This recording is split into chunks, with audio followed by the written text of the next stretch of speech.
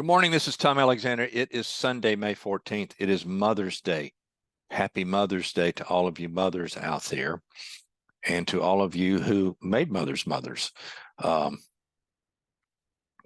We are in quite the interesting time, and the indices, not a whole lot has changed, except we continue to build balance. This is one of the very distinct phases of auction market development. Sometimes, regardless of the methodology you use, whether it's technical or fundamental, things are partly cloudy. You can't really know what's going on.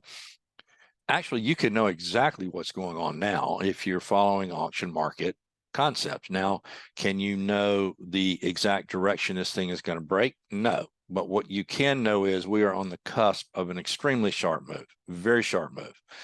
We have all this disparate activity among and between the indices continues. We have the NDX testing the August highs, and we're going to look at charts in just a minute. And then you have the Russell that continues to be extremely weak and to look like it wants to go lower. The technical situation can break either way. The internals are extremely weak, which reflects what's going on in the market, specifically with very fewer and fewer stocks, fewer and fewer of these mega tech stocks are holding the entire market up. So something has to give. The broader market has to catch up and start to participate, or you're going to see these mega cap tech stocks begin to come in and at least correct a little bit. And even if they corrected a little bit, you could have quite at least a short-term downdraft in this market, as weak as the underlying market is. So let's go to the charts here.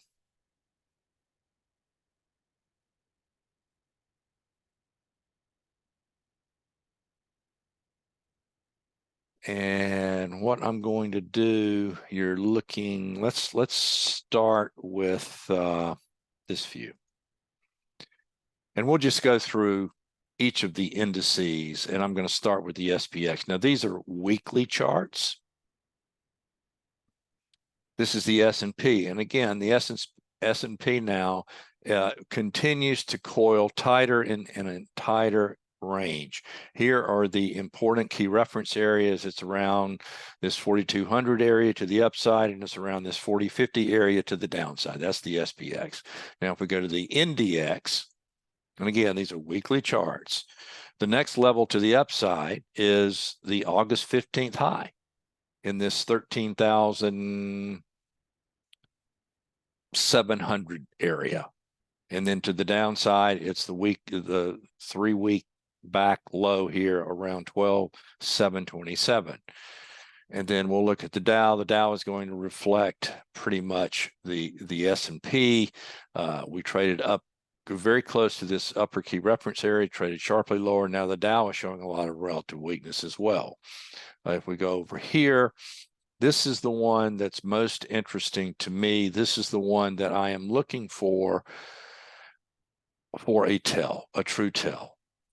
We're not going to have this strong bull market, and this includes the mega cap techs that is increasingly getting stretched, and there's a limit to it. You're going to have participation in the broader market if we're in a bull market. Otherwise, we could have just been in a bear market rally, and we're getting ready to really get hit hard to the downside to one degree or another. Now, as you can see on my screen here, from Friday's low just to this upper area that the Russell has to close above under any bullish scenario, intermediate term, is a 4% rally. So we could rally 2 or 3%. And to me, it still wouldn't mean we're in this ripping bull trend. You've got to get above, the Russell has to show strength above 1813. It has to close above 1813 to begin with. And then any retracement has to hold the previous low, etc.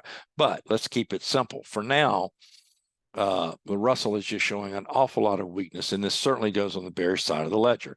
It's very difficult for me to find anything that looks particularly bullish. Now, And when I'm a trader, okay, first and foremost, and I have learned the hard way that when I am dead sure something has to happen, I start to look over my shoulder.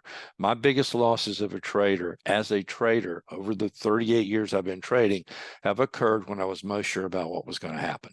I am presently positioned short. I'm not heavily short because if I'm right, there will be time to add to that position. But on the other hand, I don't want to be so heavily short that I'm psychologically invested in that having to happen. And then I refuse to see what invalidates my position. I want to be able to stay nimble as a trader. And I'm nervous about being short, but that's my position. That's what this work is telling me. But I also know from looking at this how coiled the market is. So it would not take a lot, and a lot of people would be caught off sides if some catalyst comes in that the market perceives as bullish and the big money starts pushing the buy buttons. This thing could explode higher. I don't want to be run over by that, and neither do you. Now, again, I am position short because that's what this work is telling me at this point in time. But Monday morning at 10 o'clock, if I have to change that view as a trader, I will. Okay, so let's look at let's go down in time frame now. And what I want to do, let's look at the profile view. This is the monthly, these are the monthly profiles. Each profile unit here is 1 month of trade. Obviously, we haven't finished May, but you can see May is in progress. Okay, so what we're going to do, we're going to combine this into the auction that it is. This is all one auction. And where is that auction? Well, we're right at the midpoint of that auction on about a 6-week basis. Now, what does this tell us?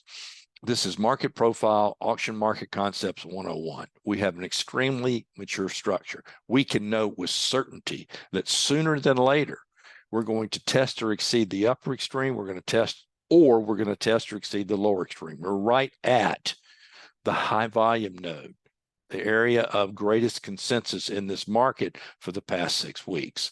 Now let's go down in time frame. This is about 6 weeks. Let's look at a shorter term time frame. Now each one of these profile units is 1 day of trade. Here are the key reference areas that I just drew on the daily chart. So this is each profile unit is 1 day of trade. So let's combine each day into the auction that it really is. You know, Market Profile is a chronologically constrained charting construct. We're trading an auction that isn't constrained. Okay, so if we go back, now this is a 6-day auction. So the 6-day auction is dead balanced, and it's balanced at almost perfectly at the node of the larger degree 6-week auction. So what does this tell us? Well, this tells us that this thing is increasingly mature in all time frames. It is going to move sharply. I don't know the direction. You know, I'm guessing short, I'm positioned short, but I'm willing to change, and I have to change as a trader if some surprise comes in and there's some sort of bullish catalyst or something is perceived as bullish. Okay, let's look at the technical situation. This is the April 3rd close. We closed at 41.24.51 on April 3rd. On Friday, May 12th, we closed at 41.24.08.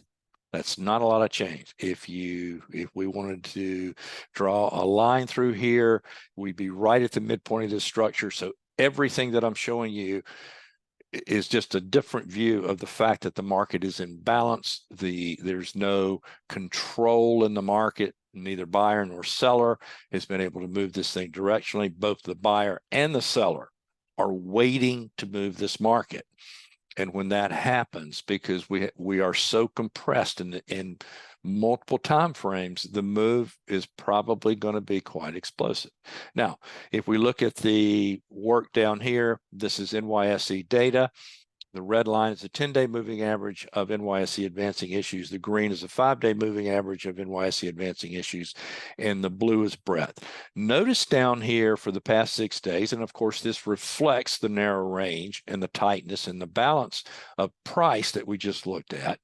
Breadth is once again in an extremely narrow range, and it is also coiled to move very sharply. So what is this, the net of this telling us? Well, the net of this telling us is A, the market is weak, but B, there is going to be a very sharp move, and there's a chance it's up. It could be up. So let's respect that and just honor price action. VIX, what is VIX telling us? Nothing. It's really not telling us a thing. It's, we've stayed below 20 now since the end of March. We had one spike up to 20, but we've been very calm, relatively calm, in spite of the day-to-day swings. VIX has been low. This is going to change. This will change with the move. If the move is up, VIX is going to drop. If the move is down, VIX is going to rally, and it will quickly spike above 20. And there's no way to know which one. So everything that I look at from a charting perspective, auction market perspective, the market profile charting perspective, the internal perspective, everything is lining up and giving the same message. We're on the cusp of an extraordinarily sharp move. This suggests at this point in time, it's down, but don't get run over if there is some sort of surprise catalyst to the upside, because I'm sure everybody sees what we see. And it seems to me that the consensus out there is that we're going to have some sort of drop, that we have to have some sort of drop because of the debt overhang, all of these things. There are a million reasons to want to be short. That makes me nervous. Even though I'm position short, it makes me nervous, and I'm willing to change my opinion. You do too. Have a great weekend, and I will speak with you soon. Oh, if you found value in this, please hit the like button. Please subscribe. This is the video addendum to a written report I send out every week. If you did not receive that report, if you want to receive that report, please send me an email to tom@alexandertrading.com. I'll put you on the list. It's free. Thank you.